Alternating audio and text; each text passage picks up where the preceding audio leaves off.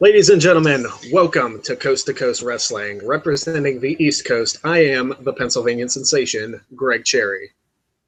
I guess that means I represent the West Side. Is that right, Greg? All right. I am the West Coast professor, Jeff Meacham. Very excited. This is the first time I've actually done a broadcast over Google Hangouts, whatever you want to call this, that's actually working. Because every time poor Aaron and Nagel and Wade try to get me to use this headset into this computer, it never works. So maybe it's working. Just a West Coast thing, then. Yeah, maybe it's a West Coast block that they don't want they don't want all the powers of the West Coast of the internet wrestling community to come together as one. Yeah, it'll be a rehash of the old days, I guess.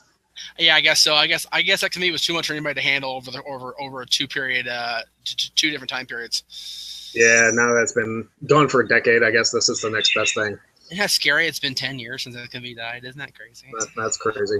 But anyway, this little show that we call Coast to Coast is a joint production of both Jeff and I. And for this particular broadcast, we're going to bring this to you maybe once every couple months. We're not going to make this a weekly thing. But this is just a little special that we've put together. And we're going to discuss the current world of wrestling. So let's get started. Jeff, you brought up to me that you wanted to discuss the Divas Revolution first.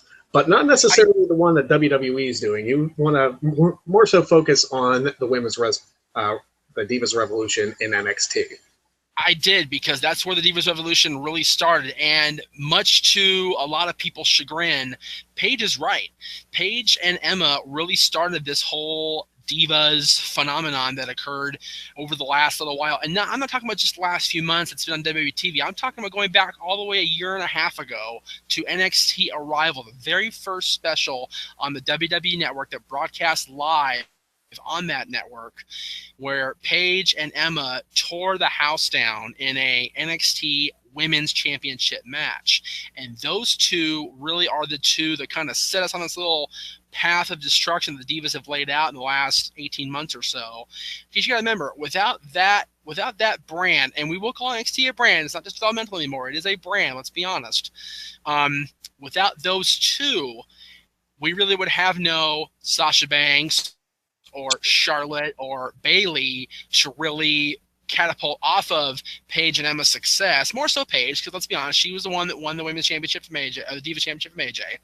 And she's the one that really took the NXT Women's Championship to Raw and SmackDown first as the champion, even though she never actually wore the belt like Sasha did.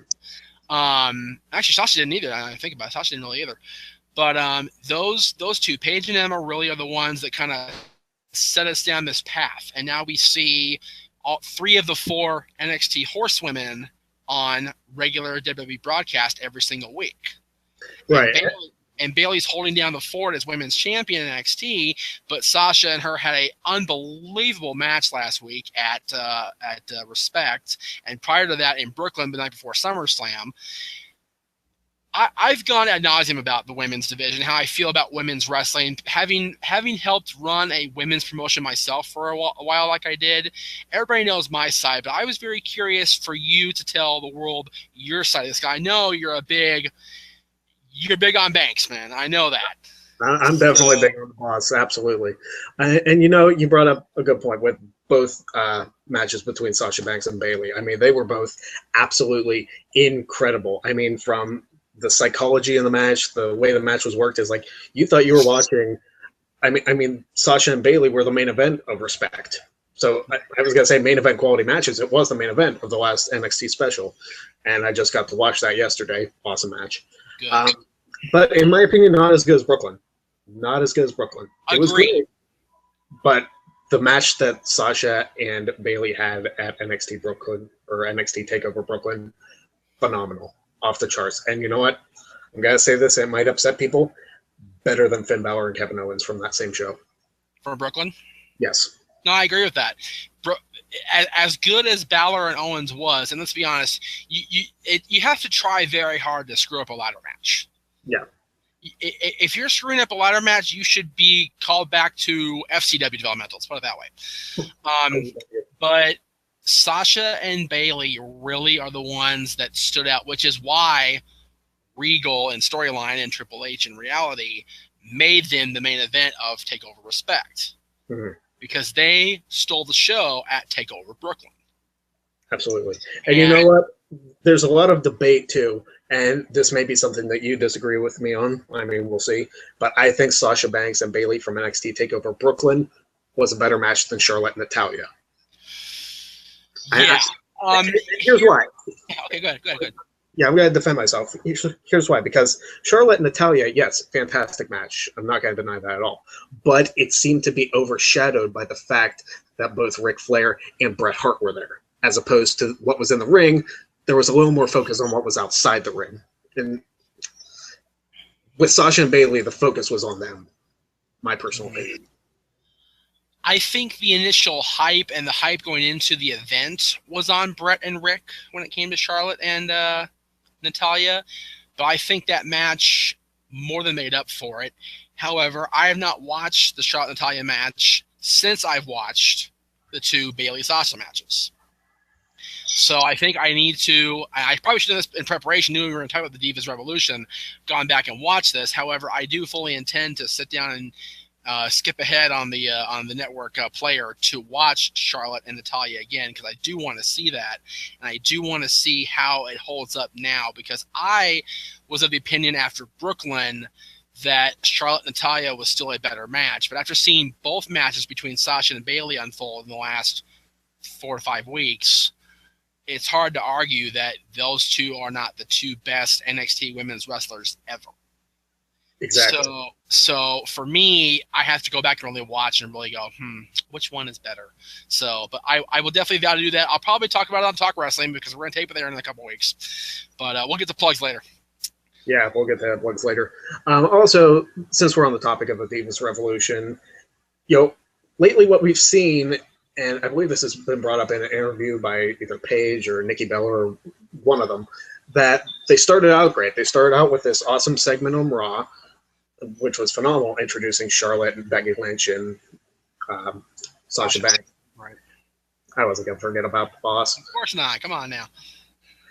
But since then, it's been a lot of tag matches. And that's what it was before. It's like, okay, you introduce these three, and then you have them all just in a faction war. And it's the same thing it was last time. I mean, they have to do something different. With Paige, she seemed to split off on her own. Well, I think the problem is that they were calling it a Divas Revolution, but really what it was let's give Paige some help against the Bellas here, and let's make sure we keep Naomi's team evened up with the other two. That way, it seems fair. It wasn't Divas Revolution. What we've seen in NXT in the last 18 months, that's been the revolution. Absolutely. So for Stephanie, the wife of Triple H, the head of NXT, mind you, to come out there and say it's a Divas Revolution now, it's like, sweetheart, where have you been? You run this company, you know better. Mm-hmm. It's been since NXT arrival with Paige and Emma, those two really going to town, and then Charlotte and Natalya, and then all the women's matches since then with Charlotte and Sasha as champion, now Bayley as champion, have just been off the chain. Absolutely. And it seems like NXT, despite the fact that they have less time in their shows, they have more time to dedicate to their matches. Well, it's just so funny because I remember when I was talking about the Divas needing changes when AJ first posted her post on Twitter, and I posted that little thing on. I'm gonna go back and look at my Instagram. I'm gonna go back and look at my references since I actually am trying to do a live show here, which I never ever do ever, this is why.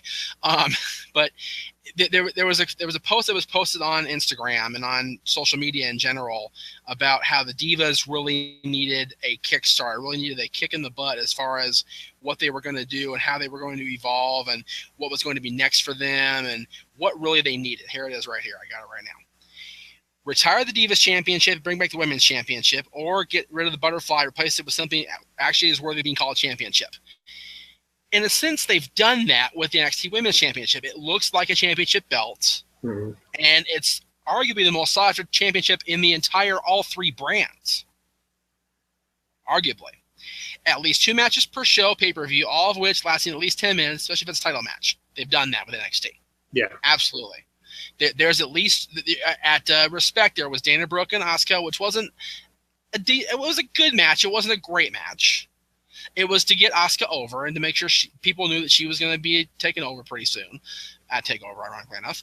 And then you had the title match, which is the main event. Feuds, actual serious feuds, one that gets mic time, build up, video packages, everything a male feud gets. Exactly. And, you know, they had that before the Divas Revolution, I would argue, with AJ and Caitlyn. Like, yes. They had a legitimate storyline behind them, like at least a year's worth of material, and they put it into that. And if you watch their match from Payback, I want to say 2013, I believe, was their Divas Championship match. You watch that match from the introductions to the end of the match, and you can tell the story that is there. I mean, AJ Lee's entrance alone. I wrote an article about this in a magazine that got published. But you watch AJ's entrance, and she's all arrogant about how she's been taunting Caitlyn for weeks. It's like you feel the story. It's like you want to root against AJ. And that's what it is. I mean, it's lost on some of these people. Yeah, it's very much lost on current WWE writers, which is why you have people in NXT that are having Triple H and they're going, okay, here's what you do. This is what you do. This is how you do this. And they're listening, and it's working. Not just with the Divas, with everybody. NXT is firing on all cylinders right now. To the point where they mentioned on the special that they aired before Respect about Brooklyn, and that this little developmental division that could a year and a half ago when the network started is now selling out the Barclays Center in frickin' Brooklyn, New York. Mm-hmm. Who would ever thought that NXT would sell out any arena bigger than Full Sail? You know, I mean, really, we thought, okay, it'll be as good as TNA because it's still WWE, but it's developmental, so they may have some decent talent. Well, shit, they're tearing the place apart left and right. Absolutely. You know? And it's crazy. I mean, they're even getting some of the old TNA guys and bringing them in and making them look even better than they did in their last run. You've got the Cowboy, James Storm, who was a TNA diehard loyalist to literally the bitter end. Is on NXT tapings last week. He's going to be on the 21st, I believe. I can't wait to see that. That'll be awesome. I cannot, you know, there's people in the No DQ group, and we're all from the No DQ group, for those of you that are on Facebook with us, that will defend TNA till its dying day. Well, folks, the plot's been formed. The flowers are being put up. Come on. If it wasn't for the Carter's money, it'd be gone a long time ago. So I'm surprised the McMahons haven't just bought them out and thrown everybody in NXT, or at least thrown the good ones in NXT. All the rest of them have left. I mean, Daniel left, AJ left. Is Chris Sabin still there? I don't even watch that. Yeah. Nope. Sabin's with Frankie and Chris at Ring of Honor. Oh, okay. That's right. I knew that. They're part of what's it called? KDB, whatever the hell it's called. I forget what the name of it now is. But yeah, I mean, NXT and especially their Divas Revolution have done fantastic. But luckily, you mentioned Cowboy James Storm. You talk about TNA. The other topic I wanted to talk about before we get into our debate and our trivia was, what do we think can be done, if anything, at this point, to save TNA, to save Impact, to save that company? And my honest opinion is that, much like WWE, because now they're publicly funded, now they've got, you know, the next generation of McMahons running the show pretty much. They've got them running NXT for sure. I don't think TNA will ever truly die unless they don't have a firm TV deal in by December 31st. If they don't have a TV deal by then, they're going to go under. Well, I'm surprised that the McMahons haven't just bought them out, like I said before. Right. But at this point, who do you have left? I mean, as much as I'm a huge fan of Mr. Anderson, and I have been since he debuted on Velocity back in the day. Yes. It's like, I only see him being good for like a special Rumble appearance or something. Kurt Angle, I mean, everybody talks about with a dream match with Daniel Bryan, but that's even if Daniel Bryan can still go. That's if either one of them can still go. Yeah. I mean, there's talk of Bobby Roode, which would be awesome. And Bobby Lashley, who, you know, as much as people like to get on Lashley for his initial run in WWE, because a lot of people do. A lot of people didn't think he was that great. I thought he was good. He needed a manager, though. He could not talk to save his life. He did, and he still can't. But you don't really need to in TNA. You don't need that big verbose, I'm going to do this voice. As long as you've got marginal skill, which Lashley has more than marginal skill, and as long as you can be dominant in the heavyweight title ranks, like Lashley is classified as a heavyweight, you don't need a manager necessarily. Angle doesn't. He talks on his own, but he's also one of the best talkers of all time. Lashley is never going to be a big talker, and in order to have a manager in WWE, you have to be a heel. That's just the way WWE is booked. And for people to get behind Lashley as a heel, and now 10 years later, almost, will not be worth their time, I don't think. Absolutely. And who else does TNA really have? I mean, they have Awesome Kong. They have Kong, who's been with WWE already. They've got Gail Kim, who's been with WWE already. They've got Velvet Sky, who is dating Bubba Ray Dudley, who could fit in very well if she actually has improved her skills, which she obviously has, because she was 2-time Knockouts champion. Right. You've got Angelina, who, I don't know. For me, Angelina doesn't have the proper, decent look of a WWE diva compared to some of the other girls that the TNA has, but she's great in the ring. The only reason I bring in Angelina is if I brought Velvet with her to form the Beautiful People. That'd be the only reason to bring her. And if you're gonna do that, bring Madison with him too, because Madison's part of the gang now again too. So you might as well have all three of them. Have another four-way feud with Divas. There you go. See, it all ties back to NXT at the end. It's what it all does. It all ties back to NXT. But I was gonna wear my NXT shirt. I wore my Rocky shirt instead. No, that's fine. I wore my Steelers shirt, and they don't play it over now. That's okay. But that's okay. Yeah, but TNA.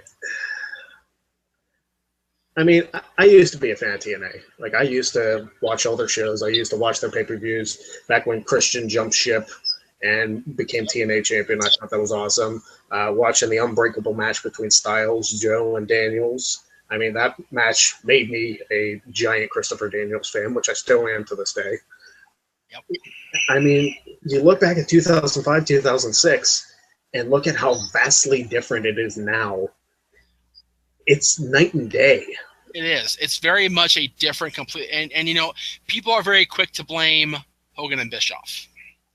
Right. And I go, nah, just give me a second here, because you go back to even like the end of the relationship with the NWA in the middle part of 2007, when NWA broke away from TNA and did the Reclaiming the Glory title for the tournament for the championship.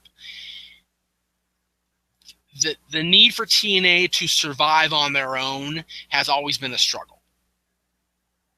And they never really gained a very, very truly solid footing after the NWA said, we're taking our shit back. In my opinion. The TNA championship is a world champ. At least it was. I don't think it is anymore. No, I don't think it is. I think like Wrestling Observer took away their world championship status, which is like, geez, two world championships, and neither of them are recognized as world championships anymore. I know, it's awful. But for me, I don't think they ever really gained back the ground they lost by having their relationship with the NWA dissolve. Neither did the NWA, honestly. The NWA has still yet to recover after Douglas, let's be honest. Yeah. And that's been 22 years 20 ago. Years. 21, yeah. 21. Was it 94 or 94? 94. I feel old. Fuck me. I was 11 years old and I watched the title being thrown down. Okay, let's move on from that. But yeah, neither organization, because NWA is not really a company, it's an organization, but neither group has really regained their footing after the breakup of the relationship. And TNA needed to do something. And they had Kurt Angle, and they had Christian, and they had all these people, but they never really broke away from the stigma that was we were a territory of a company. Because they always stayed in Orlando. They taped it. They very much adopted WCW's design of staying in one place and taping everything and basing themselves out of there and then touring if they had to. And that was a mistake. Because they didn't have the capital. They still have the capital to do that. Obviously, they're back in the Impact Zone full time now.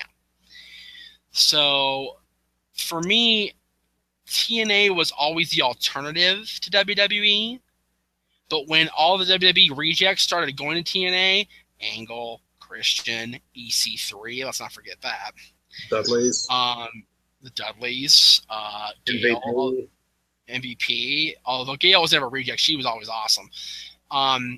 Once they became WWE Light, they lost the identity that they had. And they haven't recovered from that since. Then they had Jeff Hardy and Hogan and Bischoff and Matt Hardy is the world champion the other day. So, Mr. Anderson. Exactly. I'm not saying those people didn't have success with TNA. I'm not saying they didn't have success with those people on board.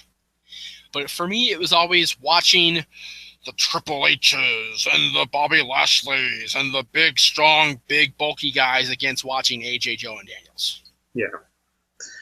And here, I'm going to go on a little bit of a rant here, and this is probably why I'm not a fan of TNA. And this is right after Hogan and Bischoff started. So I don't know who made the decision.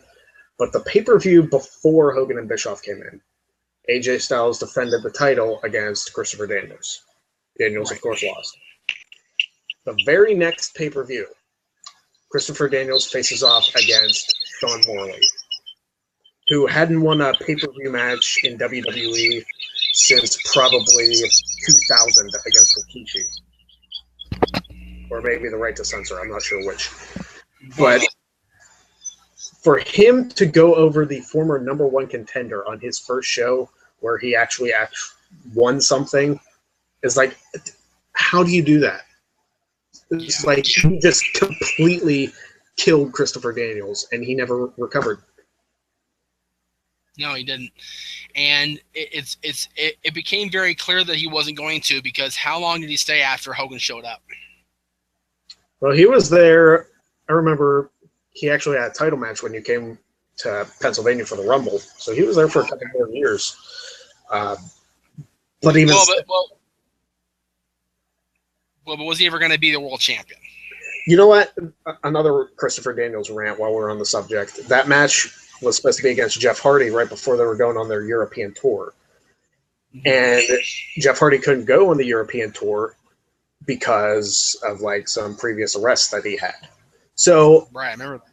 Conventional wisdom would say, put the title on Daniels so you can have the world champion on the tour. They said, no, we're going to knock Jeff Hardy out and we're not going to have the world champion on our European tour. Seriously? You have an opportunity.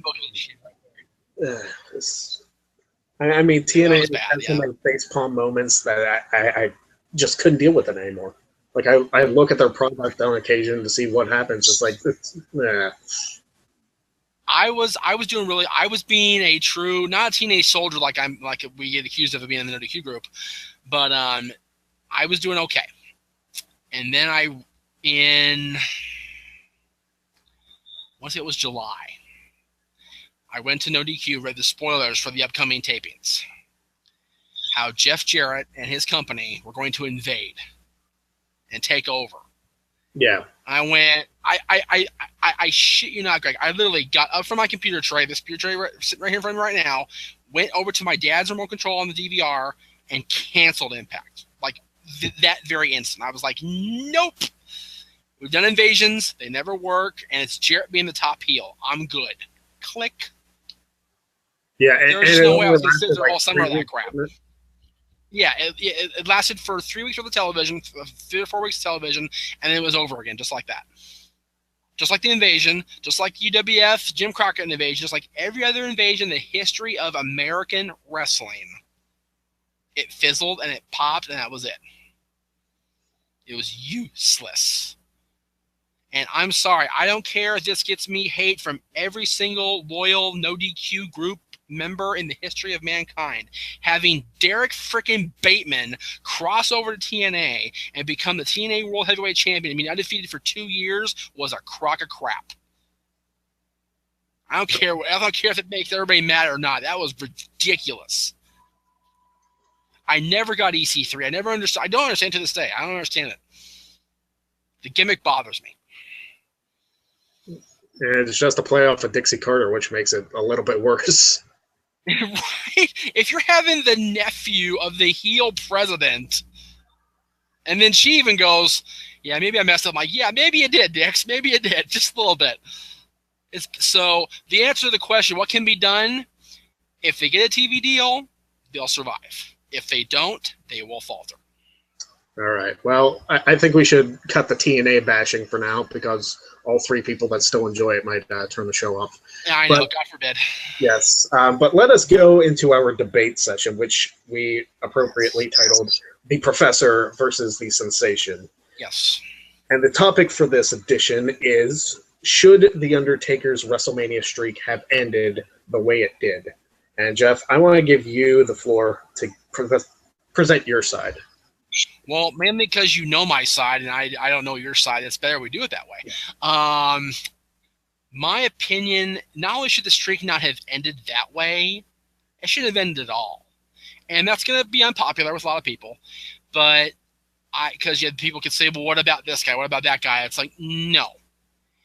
Whenever tickets went on sale to WrestleMania, whenever it was announced it was going to be at this venue, on this date, with these people involved, and whatever it was going to be, you could always count on, I can go to WrestleMania and see The Undertaker win and beat whoever he's going to beat. It didn't matter if it was Mark Henry. It didn't matter if it was, Edge, which is awesome because we got to see Edge, Undertaker, the main event at WrestleMania 24 when that night went. Just before Dylan was born. That was awesome. You could always count on that. It was the one constant.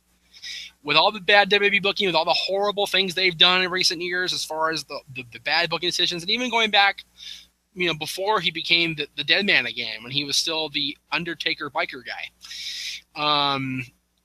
you could always count on him retaining the streak. And for me, and for my dad more specifically, the end of the streak meant a little bit of the fan inside of him, a big part of the fan inside of him and inside of me passed on. Right, and I understand that. It was so funny because, when Punk was talking about to Undertaker that Paul Bearer will always think the Undertaker was perfect because he had passed away. That really hit home with me because my grandma had just died. My grandmother, who understood and appreciated and embraced my love of wrestling more than anybody probably, except my friends, but family-wise. And she had just passed on. So to her, Undertaker will always be perfect. And for me, the end of the streak last year really hit home because I often think about her watching down from above and watching, like her show, Young and Restless, and just shaking her head at the ridiculousness of the stuff that goes on her show now. And I think about her, and I think about how the end of the streak really dumbfounded my dad, and how he was just like, he didn't watch for a while. He refused to watch because he was so upset. It was ridiculous. And I know that all good things must come to an end, but I think it should have ended with a 0 on the other side and had it be 20. It really should have been the end at 20-0 against Hunter inside Hell in a Cell. His greatest match. Awesome, because I was there for that. You sure? That's true. It would have been his greatest match, Hell in a Cell, one of his greatest opponents at his greatest event. And it would have been the end of it. That's where it should have ended, but not with a defeat. Now, I disagree. Okay. And here's why. And I can disagree on a couple points. First of all, I would argue that Lesnar should have been the one to beat the streak. And here's why. People were saying, Lesnar doesn't need this. It's like he doesn't need the build-up. But think about it. Who has been the hottest and most believable act in the last nearly 2 years since he broke the streak? It's been Lesnar. Very true. Lesnar has been the guy. It's like he beat The Undertaker at WrestleMania. He can beat anybody. It's like he can beat them convincingly. It's like his matches were the ones to buy the tickets for because of what he did to The Undertaker at WrestleMania. And it was a shock to everybody. I mean, I was initially shocked by it. It's like, I can't believe I just watched live The Undertaker streak end. It's like, did that actually happen? But in hindsight, it makes a lot of sense why it did. Because, yeah, The Undertaker's now 22-1, but, that doesn't seem as important as it used to be. It's like the streak, now he's just at WrestleMania winning, and it's not the same because he's not defending the streak. So even if he were to lose again, it's like, whatever. But, and another point that I want to bring up is that the streak should have ended, but it should have been years prior. The only person out of The Undertaker's previous 21 opponents before Brock Lesnar that should have ended the streak was Randy Orton. And Randy Orton, he had the Legend Killer gimmick. I mean, it was perfect for him to line up, face The Undertaker at WrestleMania, which he was 12-0 at that point, I believe, 12-0. Yeah, 12. And then he would face him, and as the 13th opponent, kill the streak. He killed the Legend of The Undertaker streak. It would have been perfect. And he even had his dad help him with a famous cast. I mean, everything was lined up for Orton to win. I mean, nobody believed Mark Henry was going to beat the streak. A few people believed Batista would beat the streak, but it's like, Batista doesn't need it. Edge didn't need it. Shawn Michaels is my favorite wrestler, but I didn't want him to end the streak either. Then you had Triple H twice, and then you had CM Punk. And nobody thought CM Punk was going to break the streak either. But, I mean, that's my opinion. But if anybody deserved it besides Orton, it definitely was CM Punk. As much as people hate on Punk now for leaving, as long as he was WWE champion, having the streak on his notch on his belt would have been unbelievable for him. And part of me wonders if him not breaking the streak was at least a part of the reason why he left. Because he, as much as I don't care for CM Punk, and that's been, I don't want to say I'm bitter as a fan. I mean, I got to watch his last match at the Royal Rumble live, but right. I mean, how can you sit there and like bash the industry that freaking made you who you are? It's like so much of his life. And it's not just WWE, it's the industry as a whole. Right, exactly. And he bashes the entire industry. It's like, you wouldn't be anybody, CM Punk, if it weren't for the industry. You wouldn't have your wife, AJ Lee, if it weren't for the industry. What is your problem? Right. Pardon me just 1 second. I have a little bit of a wardrobe malfunction here on my background here. Uh-oh. Good job. It happens. Yeah, I know. What are you going to do? As you see my ass. That's always tremendous. There we go. Okay. I should have kept talking so I avoid that, but hey. I mean, that's what it is. There we go. Okay. Yeah, so should the streak have ended? I don't think it should have. You think it should have. What do you guys out there watching this crazy broadcast as it unfolds think? Yeah, leave your comments in the comment section. Let us know what you think. Not just about the Undertaker streak, but about the Divas Revolution, about TNA, about anything you want us to talk about. Oh, also, I meant to bring this up at the top of the show, but for some reason it slipped my mind. I posted this on Instagram, and you can follow me at PA Sensation. Plugs later in the show. And Moose from ROH actually liked the post. So, did he? Yes, that's he awesome. did. Good for him. Yeah, so go Moose. Good job, Moose. Yes, well, hopefully you'll be Ring of Honor champion before too long. Because I love Jay Lethal, but it's time for a change. Yeah, Jay Lethal. Well, Jay Lethal's been TV champion for what, 17 years or something like that? Roughly 17 years, yes, I believe. And he's only what, 30? Yeah, so he's been champion since prepubescence. So it's good stuff. That's impressive. Hey, Jay Lethal's that good. Yeah, well, thing is, he always has been. He has been, even before he joined TNA. I mean, he was fantastic.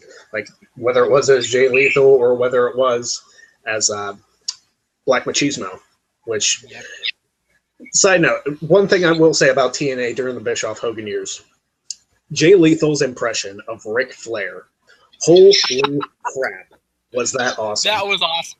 That was freaking awesome. I will give Bischoff and Lethal that. Absolutely. That was tremendous. And while we're on the topic of Jay Lethal, did you ever see the footage? This was at some indie show. Sid Vicious failed to show up, so Jay Lethal actually came out to the Psycho Sid theme, messed his hair all up, and pretended to be Psycho Sid. I did not see that. Oh my god! You gotta show me that when we're off air. I have to find it. It's been a while since I've seen it, but it was awesome. And apparently he did the choke slam and the power bomb during the match too. So that's tremendous. Jay Lethal is so good. He is. Insane. He's so good at so many things, and the fact that you can make the Psycho Sid Vicious gimmick look good is pretty tantamount to how good he is. Absolutely. All right, so the next step is the trivia portion of the show. Here we go. All right, are you going first or am I going first? I'll let you go first, but let me explain the rules of this. Yes. Before the show, Jeff and I came up with 2 trivia questions to ask each other. Now, we have no idea what the trivia questions are, obviously, because, what good would it be to ask the trivia questions to each other so we look like geniuses? That's right. So what we did is we came up with 2 trivia questions, 2 obscure trivia questions, I'm sure, a piece, and we're giving each other 30 seconds to answer them. You can't look it up. You can't look it up on your phone. You can't look it up on the computer. You have to think and try and see if you can figure out the answer within that 30-second time period. So basically, what we're looking at is 2 minutes of dead air. Is what we're looking at. Yeah, pretty much. But yeah, that's okay. But hey, you can play along to at home, so that's fine. Yeah, play along to at home. See if you can do it without looking up the answers. Now that we're going to know because we're not live to you anyway, but that's okay. Yeah. All right. First question to you is based on my research, and I could be wrong.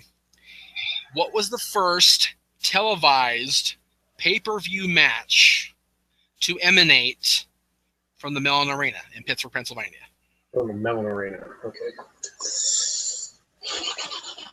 I'm trying to think. You got the clock up here now. I'm actually doing counting here. Yeah. And that's the first televised match from Mellon Arena. Oh, jeez. It was called the Civic Center back then. That helps.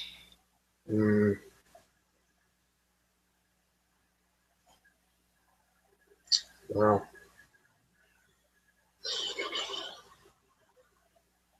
Yeah, I'm pretty sure this is wrong, but I'm going to have to go with it anyway. I'm going to go with Hakushi versus the 1-2-3 Kid at SummerSlam 95. And he pulls out of his ass. Good job. Wow. Very good. And now keep in mind, that's based on my research. That's based on what I know because I'm pretty sure the first televised event from the Mellon Arena was SummerSlam 95. Right. If there was a Raw or a Superstars taping or something, I don't know. But that's why I said pay-per-view. Yeah. I mean, without that, it's like, geez, I have to think of Raws. I have to think of this is like, so I'm just going to go with my gut. I'm going with SummerSlam 95, which I was at. So it's like, okay, I'm going to go with that. And I don't think there was a dark match, so I have to think Hakushi 1-2-3 Kid. Okay. So, good. Even if it was a dark match, I said televised, so it wouldn't have mattered anyway. Yeah, true. All right, so I'm 1 for 1. Go me. So, Jeff. All right, let me pull up your question. Okay. My question is, WrestleMania has been featured to many different musical performances, and a lot of people have entered to different people singing their themes as they make their way to the ring. So, not including John Cena, because he's had all different kinds of performances. How many times in WrestleMania history has a live band or musical group played an entrance theme for a competitor and they actually won their match? Okay. I got 30 seconds. Let me think. Let's see here.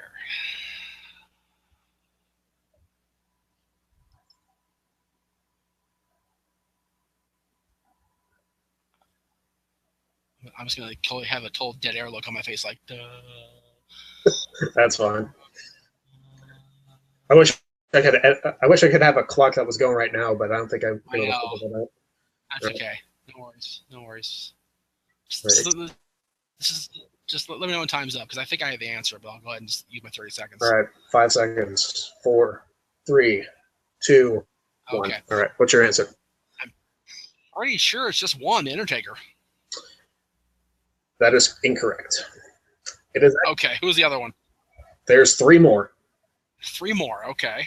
Three more. But you were correct. Undertaker WrestleMania 19, as he was led to the ring.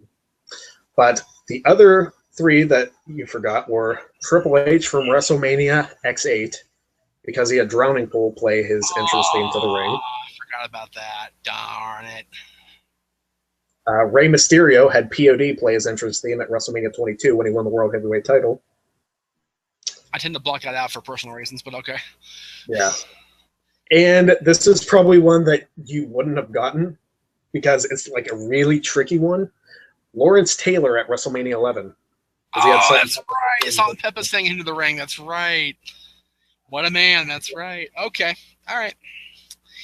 Well, my second question to you. Oh, sorry. Okay, go ahead. You're okay. I was going to say, yeah, it's surprising because you look at that and there are a lot of people who have had their entrance they played for them that didn't win their match. It's Hunter actually twice. Yeah. Yeah, Hunter twice, the Dudley Boys, Bray Wyatt, Randy Orton. Same year, yeah, seriously. Yeah, I don't really count John Cena versus The Rock because they didn't really perform the entrance themes. They just performed before the match. So that doesn't matter. All right, well, let me go ahead and get the light on here because it's getting dark in this room. All right.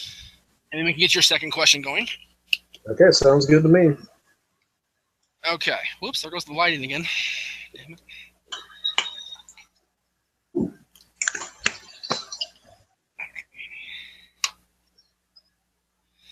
All right, your second question ties into your first question. Okay. What was the last match? Well, it's a two-parter. Okay. What was the last match to be televised from the Mellon Arena before it closed down? And then what was the dark match after that? 2010. Yeah. Crap. I was hoping it was bragging rights 2009, but I forgot they had an event after that. Crap. I think you got me with this one, Jeff, because I have no idea. I don't even remember what that taping was. It was a Raw. The main event, inexplicably, was Randy Orton defeating Edge and Ted DiBiase in a handicap match. And the dark match was John Cena over Batista in a no disqualification match. Yeah, I never would have got that one. Okay, well, hopefully I get the second one so we can make it a tie. Yeah. I doubt it. Okay, well, this is another numbers question. Okay. And this one is an interesting one because I've quizzed you on Royal Rumble trivia before. Right. And I actually stumped you with one, which felt really good for me to do. But let's see let's see how well you do with this one. How many times in Royal Rumble history have the winner of the match and the runner-up drawn consecutive numbers? Ooh.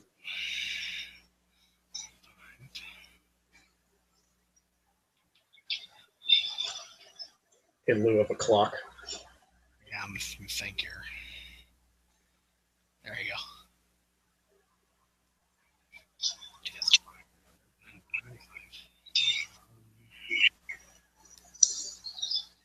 10 seconds. I can only think of one. I know that's not the right answer. All right, so what's your... The one is 95. It's the only thing I can think of. Is that your answer? That's my answer. That's the wrong answer. That's the wrong answer. Okay. It's going to sound insane when you hear it. It's actually 6 times. What? 6 times. Okay. You're right with Shawn Michaels and the British Bulldog in 1995. Stone Cold and Mr. McMahon in 1999. Oh, geez. That one, I forgot. That was a trick question, that one. Okay, good. All right. 2003, Brock Lesnar and The Undertaker. Okay. 2008, Triple H and John Cena. Okay. 2009, Triple H and Randy Orton. And this and this one was probably the most tricky of them.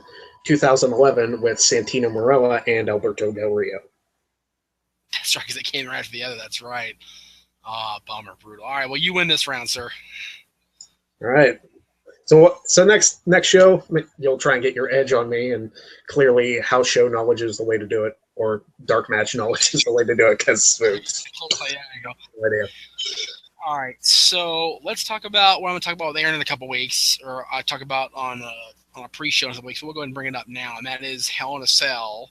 And the main topic I want to bring up is how much it sucks that I can't go. Yeah, it's Staples Center, but just the money's just not there this time, man. It's just the cheapest seats are like $75 to $100 already. And I'm talking like in the upper deck where we sit for hockey. I'm like, I don't want to pay that much to sit up there for wrestling. The cell is grand. The cell is huge. Let's be honest. But I don't want to sit so far away for what could be Undertaker's last match in Los Angeles. Right. I want to be right up in it. I want to be right up there when him and Brock come down in the aisle, and when Roman and Bray come down the aisle and step into that structure and just tear into each other. Yeah, and it's looking like a pretty decent card so far. I'm surprised John Cena doesn't have a match yet to defend the United States Championship. Yeah, so am I. I mean, you have the New Day against the Dudleys for the tag team titles. You have for the 30th time. Yeah. You have,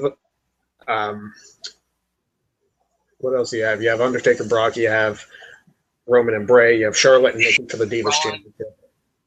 Yeah, Rollins and Demon Kane with the corporate Kane stipulation. Right.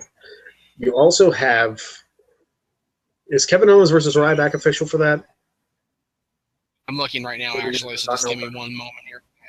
I'm pretty sure it is. Do this live. If it's not, I think it is. Yeah, Owens and Ryback is official, and that's it so far. Okay, so I ran down the whole card. So yeah, it's surprising not to see the United States Championship not defended, unless he's going to do the open challenge at the pay-per-view, which should be fine. I mean, yeah, I'm fine with that too. But the thing is, if he's going to take this time off, then he has to lose. Not necessarily. Look at Trish. Well, that was Trish, though. That was Trish compared to John Cena. We all love Trish. We don't like John Cena. No, and the thing is, the U.S. Championship is going to be something, and even now, if the Women's Championship did it now, it would be thought of as heresy, because all the championships are defended regularly, except when Nikki was Women's Champion, Divas Champion. So, and we all know the reason why it wasn't defended. It was just to break AJ's record, which seems petty. It's so petty. I mean, it's so bad. I mean, if it was Charlotte or Sasha or, not Nikki Bella to break it, I would have been fine with it. I mean, I like Nikki Bella. She's gotten way better in the ring than she used to be. Absolutely. But not longest reigning Divas Champion material. No, definitely not. So if John Cena's watching this, sorry, John. Yeah, sorry, John. He don't love you, bud, but it is what it is. So that's, for me, I think that it sucks I can't go, but it'll still be awesome to see, for only 99 WWE Network, of course, how the Undertaker Brock Lesnar match will unfold, and how they're going to write this final chapter in this long-standing, literally years-long rivalry. Yeah, because a lot of people who might be relatively new don't remember that their rivalry goes all the way back to 2002. And I was there for their first match.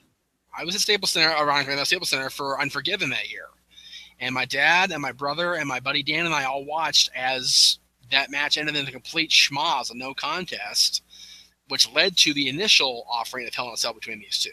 Right. So, I feel like a bad fan that I've never seen that match in full. Hell in a Cell or Unforgiven? Well, either one, really. Go on the network, dude. They're both there now. Oh, I know that. I know they're both there. That's the point. Of course, I also felt like a bad fan that I never saw Savage Warrior the whole way through until the day after Macho Man passed. See, I watched it live when it happened, so that was okay for me. That's how old I am. Okay. All right. Well, I think we're good on the nostalgia look back. Now let's go ahead and take a look forward and what's coming up for the both of us with plugs. All right. Well, anybody who knows me, you can find me on YouTube. You can find me on my Backyard Wrestling Making Fun of That page on YouTube at Sarcastic Commentary. Search for it. You'll find it. You can also find my game show, Luck of the Draw. Just search for youtube.com/c/Luck of the Draw. You'll find it. As far as that, you can find me on Twitter and Instagram at PA Sensation.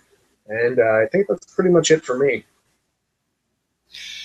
Pretty much the same plugs for me. YouTube, I'm now with No DQ, of course. Been back with them for about a year now, almost a year actually, since they're having them interviews. So you can find them at youtube.com/NoDQCW. Twitter and Instagram is both _Jeff Meacham, real simple, and that's gonna do it for me as well.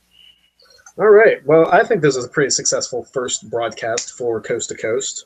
So I think we did very well. Yes. Oh, absolutely, and surprisingly, no severe technical issues.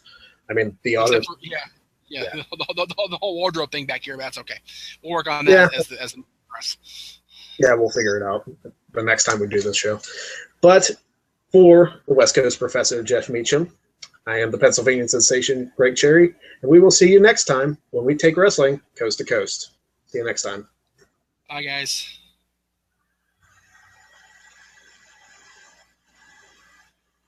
All right, cool.